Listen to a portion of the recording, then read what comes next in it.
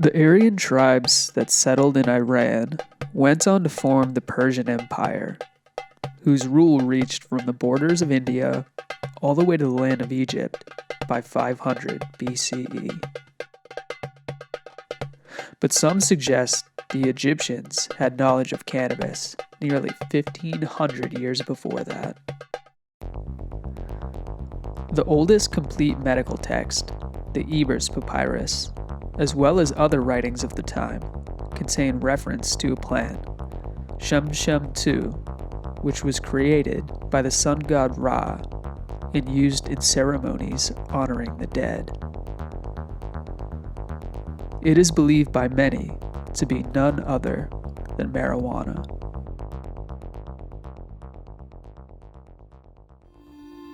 Shum-Shum-Tu, used medicinally, was often combined with honey and used in topical medical preparations for inflammation.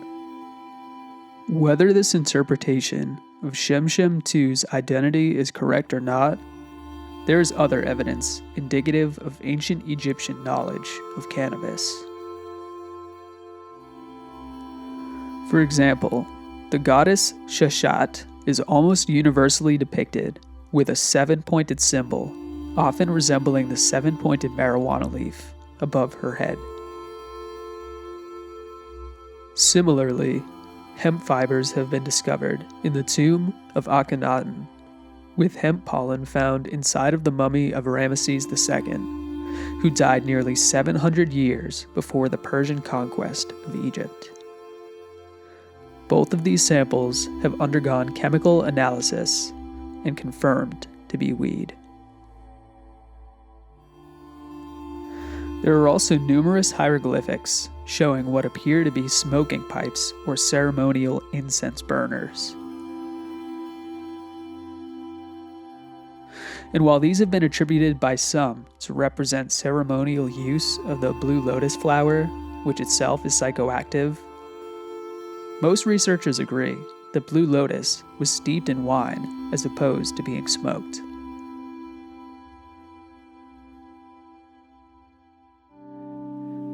Take, for instance, various crowns depicted in ancient Egyptian art.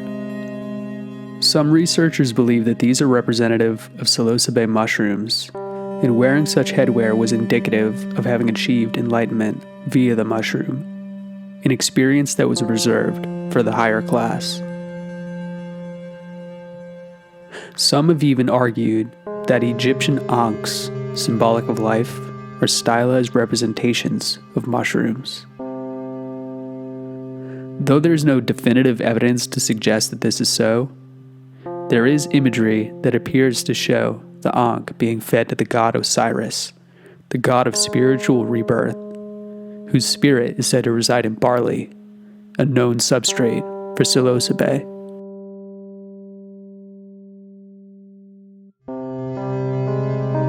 Other Egyptian hieroglyphs share a striking resemblance with hallucinogenic mushroom species as well.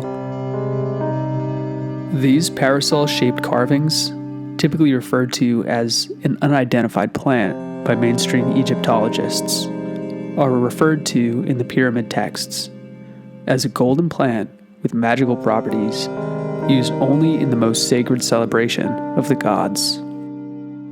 What's more, the Egyptian Book of the Dead discusses the very secretive way in which such rituals were conducted. Let no stranger anywhere have knowledge of it. Do not speak about it to any man. Do not repeat it. Let no eye see it. Let no ear hear it. Let no one see it except thyself, and him who taught it to thee. Let not the multitude know of it, except thyself and the beloved friend of thy heart.